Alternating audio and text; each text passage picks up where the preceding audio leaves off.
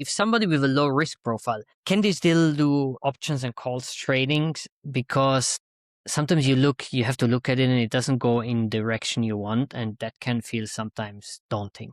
You have to look at your portfolio not just once every 2 weeks or once a month. You have to look on a daily basis if you have those things open.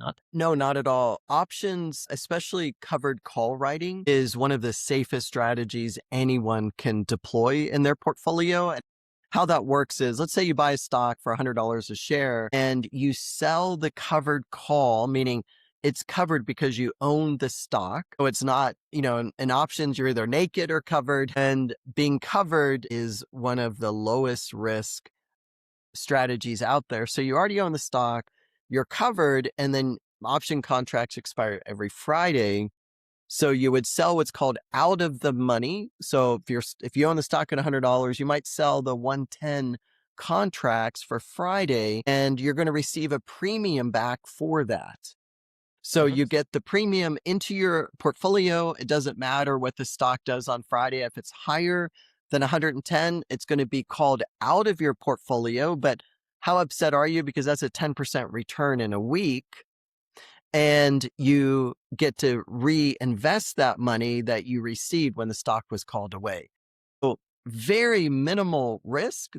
The risk is the stock goes to 130 by Friday and you miss the upside because it was called out of your portfolio at 110. But that doesn't happen, very often, those type of moves. But then as well, let's say I just have 50 stocks of Tesla, but an option always is a bucket of 100 stocks. So then I maybe have to sell more stocks than I have. Isn't that bad for my You wouldn't be able to sell the contract because you're correct. Every option contract equals 100 shares of stock. Okay, good. I see already this world needs additional education also on my end. So maybe I will have a look at your courses. I really enjoy the topic. It's something I've started to dip my toes into it, but I need more knowledge about it and as well training. How do you approach that with your students? I mean, I can watch hundreds of videos on how to do options, or let's say something more simpler, how to buy a stock, but I usually should do it myself to learn it and to know what happens and when I can buy, when the stock market is open, how do I sell, how to put a limit price and all of that.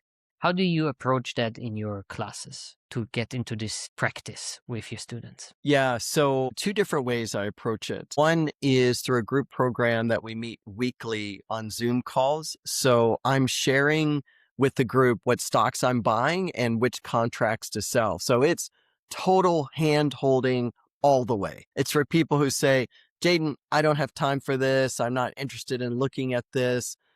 Just tell me what to buy and which contracts to sell.